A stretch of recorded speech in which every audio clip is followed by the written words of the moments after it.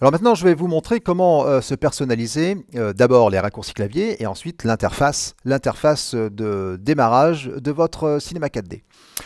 Première chose, les raccourcis clavier ou même l'interface de démarrage se font dans le même, le même menu. Vous allez dans le menu Fenêtre, Interface et vous allez pouvoir personnaliser les commandes. Alors personnaliser les commandes, vous avez cette fenêtre ici. Donc la première chose, c'est qu'on va faire d'abord un raccourci clavier. Alors, ce qui est intéressant, ce que j'utilise moi souvent, d'ailleurs tout le monde utilise quand on fait de la modélisation, ce sont ces trois boutons. Ce petit bouton ici, celui-là et celui-ci. Bien sûr, on verra ensemble à quoi ils servent forcément. Ce bouton s'appelle par exemple le mode point, ici. On va pouvoir modifier donc les points de notre objet. Et pour aller chercher ce bouton, je me suis créé un raccourci clavier, F1, pour celui-ci, je me suis fait F2 et F3 pour celui-là. Alors comment j'ai fait pour créer mon raccourci clavier? Donc je suis allé dans cette fenêtre et j'ai d'abord été chercher les fonctions. Alors je sais qu'il s'appelle point ici. Vous voyez, il s'appelle point. Je laisse simplement ma souris dessus, j'ai l'infobulle qui s'affiche. Et je vais donc aller chercher ici le filtre de nom. Je vais aller chercher point. Voilà. Ici, il me propose d'ajouter des points. Ce n'est pas celui-ci qui m'intéresse, c'est le mode point, c'est-à-dire celui-ci. Vous voyez, c'est celui-ci. Utilisez le mode point. Pour l'instant, vous avez un raccourci clavier que je ne me rappelle plus d'ailleurs. Il y a sûrement un raccourci clavier. Moi, je me suis créé le mien. Donc, comment j'ai fait? J'ai simplement sélectionné ici la fonction qui m'intéresse et j'ai choisi ici, simplement, en utilisant F1. Donc, j'ai choisi F1 de mon clavier. Vous placez simplement ici votre curseur à cet endroit ici et vous faites F1. Si toutefois vous avez fait par exemple R, T, V, vous voyez, vous pouvez faire aussi plusieurs raccourcis clavier.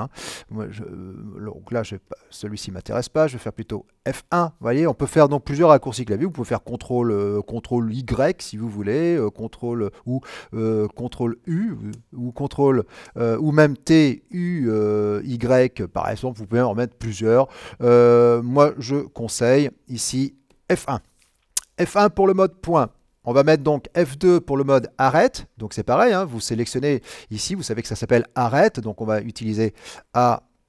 Je vais mettre l'accent circonflexe comme celui-ci. C'est utiliser le mode arrête. J'ai fait pareil, j'ai sélectionné, j'ai utilisé ici. Hop, F2. Et pareil pour le mode ici polygone. Donc vous mettez polygone, vous allez retrouver ici utiliser le mode polygone, il est là, utiliser le mode polygone, j'ai fait donc F3. C'est pas tout, ici on a créé nos raccourcis clavier. Maintenant, on va créer aussi des boutons, on va pouvoir se personnaliser complètement notre interface, l'interface de démarrage de Cinema 4D. Alors je suis toujours dans cette fenêtre ici. Et je vais pouvoir aller choisir, par exemple, alors tiens, on va aller chercher les plugins qu'on a peut-être installés tout à l'heure. Donc, cette fois-ci, je voudrais aller chercher le plugin qui s'appelle, par exemple, Magic Gravity. Alors, je vais aller chercher, pareil, dans le même système, les Magic. J'ai ici le Gravity. Alors maintenant, j'ai besoin de le placer dans un endroit. Alors je vais utiliser ici modifier les palettes. Je vais cliquer sur ce petit bouton ici. Et voyez maintenant, j'ai plein de petites zones bleues ici qui vont me permettre de pouvoir placer plein d'icônes, les placer, les supprimer, les déplacer, en rajouter, faire ce que je veux. Et donc dans ce cas-là, je vais prendre ici le Gravity et je vais tout simplement le placer sur cette partie ici. Voilà, je le place. Maintenant, je vais pouvoir rechercher un autre. Tiens, le Magic Center par exemple, le Magic Preview. Alors le Magic Preview, moi j'aime bien le mettre ici dans ces fenêtres-là. Alors je vais chercher Magic Preview, je vais le mettre ici par exemple. Voilà. Je pourrais mettre des objets ici. Par exemple, j'ai la vue des objets, par exemple, adapté à la vue, par exemple. Donc ça, c'est adapter la texture à la vue. Ça ne m'intéresse pas vraiment. Adapter, donc afficher dans la vue. Alors non, je vais peut-être aller chercher par le raccourci. Si vous connaissez le raccourci clavier et pas la fonction, vous pouvez ici utiliser par exemple le raccourci clavier O par exemple. O, c'est celui-ci qui s'appelle cadrer les objets actifs. Celui-ci m'intéresse pas mal, alors je peux le prendre et je vais le glisser par exemple dans cette partie. Alors par contre, j'aimerais bien pouvoir le séparer ici par rapport aux autres ici. J'ai ici des séparateurs. Séparateur d'icônes, séparateur de groupe, remplir l'espace. En mettant séparateur d'icônes par exemple, je vais pouvoir le séparer ici. Voyez, ou alors un séparateur de groupe. C'est un séparateur un peu plus gros, par exemple, ce genre de choses. Une fois que vous avez créer donc toute votre interface. En faisant comme ça, tout simplement, vous cherchez les fonctions, vous les glissez aux endroits que vous voulez. Si vous n'en voulez pas un, par exemple, bah tiens, celui-ci, je le veux pas, alors je vais le sélectionner, je vais faire, ouais, en faisant un petit... comment je vais faire pour l'enlever d'ailleurs? Tiens, je vais pas faire comme ça, je vais pas le détacher, au contraire, je vais la remettre. Ah, c'est ça, voilà, c'était Alt, je me rappelais plus, c'était Alt pour pouvoir le supprimer. Donc je rappelle, évidemment, là, je vais supprimer cette icône-là, ou tiens, par exemple, celle-ci, hop, j'utilise ici Alt enfoncé et je clique dessus. Une autre possibilité, je vais aller chercher par exemple dans le menu rendu.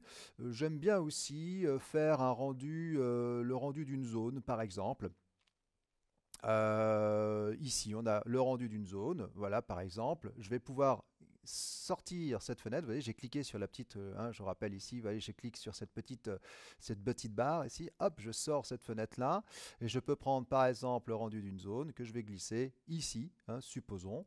Cette fenêtre-là, je pourrais peut-être par exemple la mettre sur ce côté ici. Alors pas forcément sur la totalité, mais c'est peut-être ici par exemple. Voilà, je vais faire pourquoi pas un petit clic droit, montrer uniquement les icônes. Je n'ai pas besoin d'avoir l'ensemble par exemple. Je vais faire un petit clic droit, je voudrais la taille des icônes un peu plus grande par exemple. Voilà, vous voyez, je choisis vraiment la configuration que je veux et à partir de ce moment-là, après, je peux faire donc quitter cette fenêtre. C'est pas la peine d'exécuter de toute manière. Je vais faire quitter cette fenêtre et là, normalement, vous avez enregistré les raccourcis clavier. Vous avez enregistré toute la position de tous les petites icônes qui vous intéressent. Mais maintenant, il va falloir l'enregistrer. Il va falloir enregistrer toute la position de vos icônes et les raccourcis clavier dans l'interface. Alors ça, il faudra utiliser maintenant le menu Fenêtre, Interface, et vous allez ici, ici, enregistrer comme interface par défaut. Alors moi je ne vais pas le faire parce que moi je me suis créé déjà mon interface par défaut, je ne voudrais pas réécraser par-dessus, parce que vous ne pouvez avoir qu'une seule interface par défaut, mais rien ne vous empêche d'utiliser enregistrer l'interface sous, et vous allez pouvoir la placer dans le dossier qui est prévu. Il faut absolument mettre ce fameux fichier dans ce dossier-là, sinon vous ne pourrez pas l'avoir à l'ouverture de votre Cinema 4D. Donc il faudra aller la chercher après systématiquement. Donc ça peut être intéressant de pouvoir récupérer ce fichier pour pouvoir après l'installer dans d'autres ordinateurs.